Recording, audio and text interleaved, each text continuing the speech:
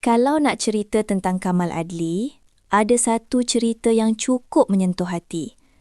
Dia baru-baru ini imbas semula detik semasa perceraian dia dengan bekas isteri, Ukasha Senrose, dalam satu program televisyen, Nona. Kamal atau nama penuh dia Ahmad Kamal Ahmad Adli, umur 40 tahun, cerita hari dia kena lafaz cerai depan hakim.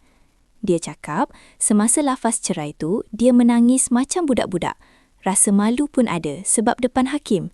Dalam mahkamah masa tu, cuma ada dia dan Ukasha saja, tak ada orang lain.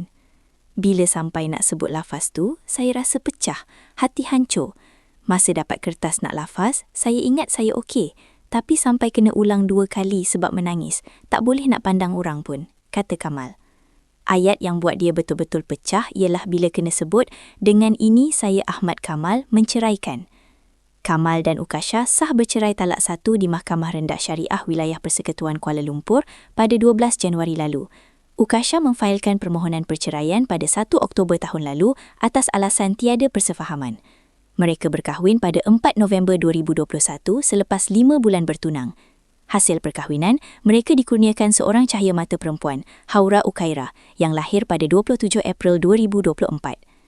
Cerita ni buat kita rasa, walaupun nampak kuat, manusia tetap ada titik lemah, terutamanya bila bab keluarga dan perpisahan.